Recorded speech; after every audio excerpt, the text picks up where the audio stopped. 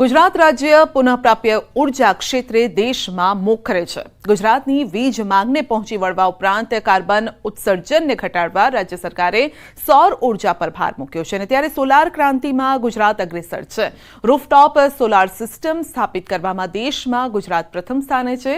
March 2024 સુધીમાં આશરે 5.21 લાખથી વધુ રહેણાંક ગ્રાહકોએ કુલ 2074 મેગાવોટ ક્ષમતા ધરાવતી રૂફટોપ સોલાર પેનલનું ઇન્સ્ટોલેશન કરાવ્યું છે।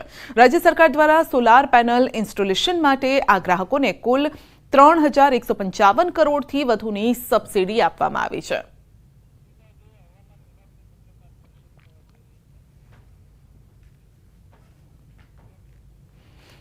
આપણે સીધા જ લઈ જઈશું હવામાન વિભાગની પ્રેસ કોન્ફરન્સમાં।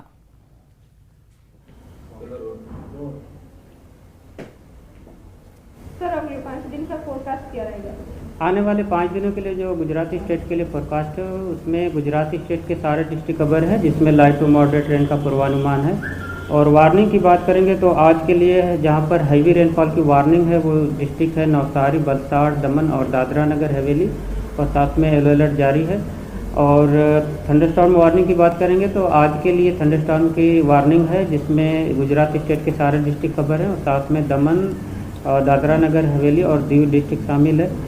और आज के लिए फिशरमैन की वार्निंग नहीं है, फिर भी साउथ गुजरात कोस्ट में rough sea will be rough. और ओवरऑल रेनफॉल रियलाइज की बात करेंगे तो Gujarat as a whole state 1 जून से लेकर आज तक 531 मिलीमीटर रेनफॉल रिकॉर्ड हुआ है और नॉर्मल के हिसाब से 495 मिलीमीटर रेनफॉल होना चाहिए, तो +7% नॉर्मल के हिसाब से ज़्यादा रेनफॉल हुआ है। और गुजरात रीजन में 618 मिलीमीटर रेनफॉल रिकॉर्ड हुआ है और नॉर्मल के हिसाब से 641 मिलीमीटर होना चाहिए, तो -4% नॉर्मल के हिसाब से कम रेन हुआ है गुजरात रीजन में। और सौराष्ट्र और कच्छ में 467 मिलीमीटर रेनफॉल रिकॉर्ड हुआ है और नॉर्मल के हिसाब से 379 मिलीमीटर होना चाहिए, तो +23% नॉर्मल के हिसाब से ज़्यादा रेनफॉल हुआ है कच्छ, सौराष्ट्र और कच्छ रीजन में 1 जून से लेकर आज तक। सर जी 15 अगस्त के बाद क्या स्थिति बनी रहेगी, खास करके नॉर्थ गुजरात में भी बारिश की कमी है, तो वहाँ जो इलाका है उसमें कैसा माहौल रहेगा?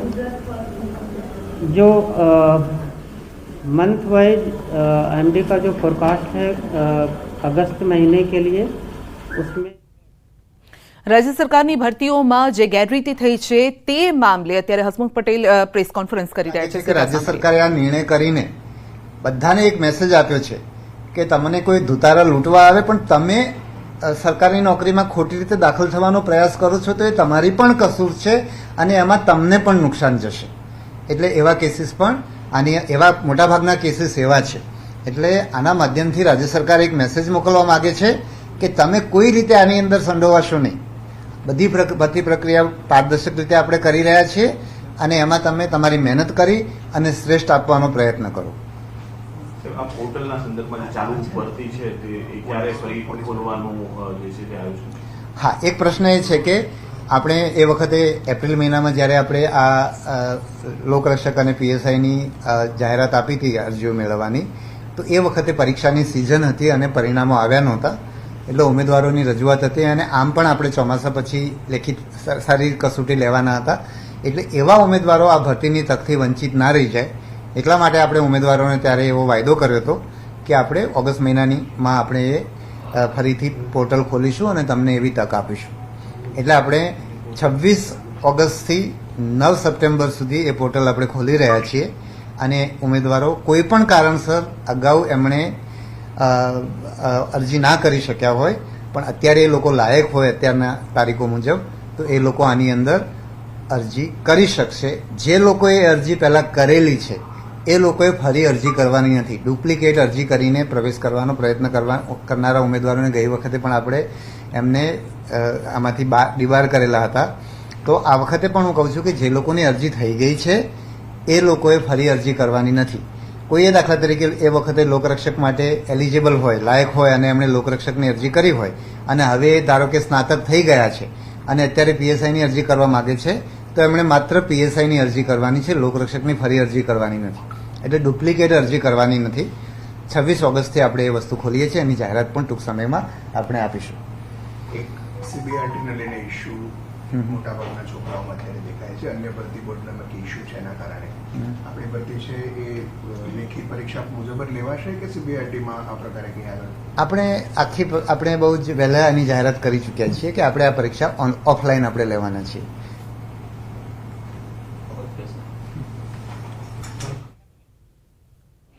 એલઆરડી ભરતીમાં જે રીતે ગેરરીતિ આચરવામાં આવી હતી તેમને ખાસ હસમુખ પટેલે સલાહ આપી છે કે તમને લલચાવવા માટે લોકો બેઠા છે, પરંતુ જે લલચાઈ જાય છે ગુનો એમનો પણ બને છે. તો એલઆરડી ભરતીમાં ઉમેદવારોએ ગેરરીતિ કરી હતી. 3 ઉમેદવારો ગુજરાત બહારના ઉમેદવારોએ 2021માં આચરી હતી ગેરરીતિ, જે મામલે પ્રેસ કોન્ફરન્સ તેમણે કરી છે.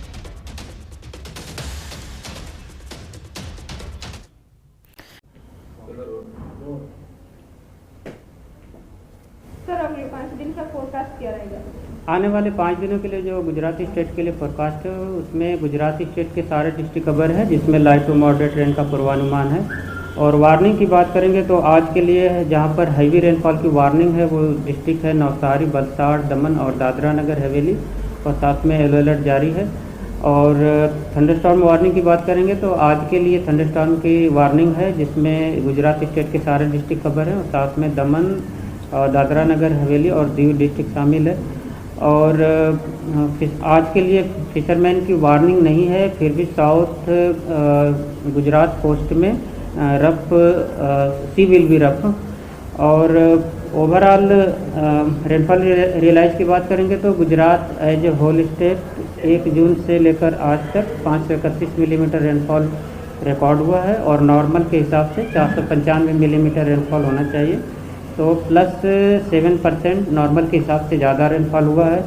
और गुजरात रीजन में 618 मिलीमीटर रेनफॉल रिकॉर्ड हुआ है, और नॉर्मल के हिसाब से 641 मिलीमीटर होना चाहिए. तो -4% नॉर्मल के हिसाब से कम रेन हुआ है गुजरात रीजन में. और सौराष्ट्र और कच्छ में 467 मिलीमीटर रेनफॉल रिकॉर्ड हुआ है, और नॉर्मल के हिसाब से 379 मिलीमीटर होना चाहिए.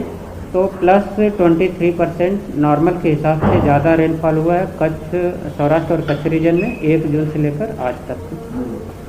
सर जी 15 अगस्त के बाद क्या स्थिति बनी रहेगी? खास करके नॉर्थ गुजरात में भी बारिश की कमी है, तो वहाँ जो इलाका है उसमें कैसा माहौल रहेगा?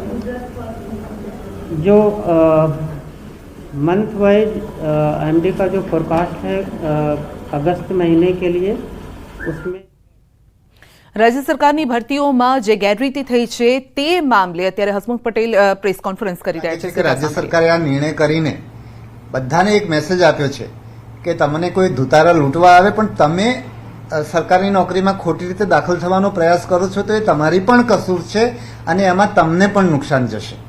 એટલે એવા કેસીસ પણ આની એવા મોટાભાગના કેસીસ એવા છે. એટલે આના માધ્યમથી રાજ્ય સરકાર એક મેસેજ મોકલવા માંગે છે કે તમે કોઈ રીતે આની અંદર સંડોવાશો નહીં. બધી પ્રક્રિયા પારદર્શક રીતે આપણે કરી રહ્યા છીએ અને એમાં તમે તમારી મહેનત કરી અને શ્રેષ્ઠ આપવાનો પ્રયત્ન કરો. આ પોર્ટલના સંદર્ભમાં જે ચાલુ ભરતી છે તે ક્યારે ફરી ખોલવાનું જે છે તે આવ્યું છે?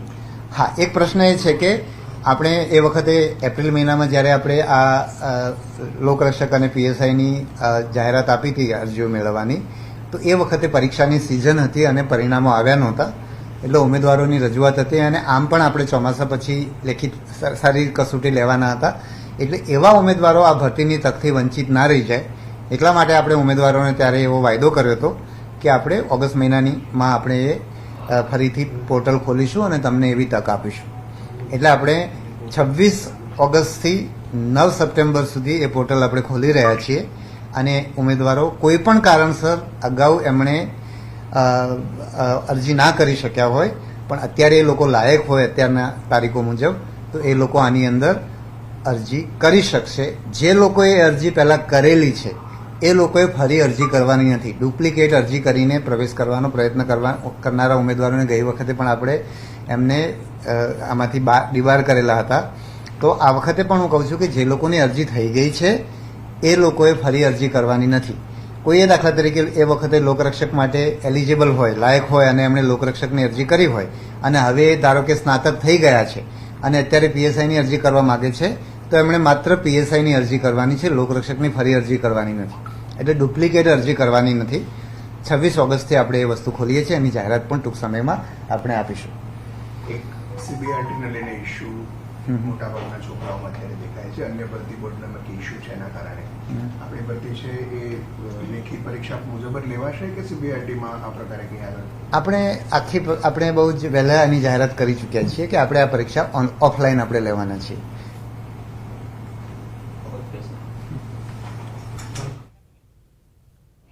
એલઆરડી ભરતીમાં જે રીતે ગેરરીતિ આચરવામાં આવી હતી તેમને ખાસ હસમુખ પટેલે સલાહ આપી છે કે તમને લલચાવવા માટે લોકો બેઠા છે, પરંતુ જે લલચાઈ જાય છે ગુનો એમનો પણ બને છે. તો એલઆરડી ભરતીમાં ઉમેદવારોએ ગેરરીતિ કરી હતી. 3 ઉમેદવારો ગુજરાત બહારના ઉમેદવારોએ 2021માં આચરી હતી ગેરરીતિ, જે મામલે પ્રેસ કોન્ફરન્સ તેમણે કરી છે.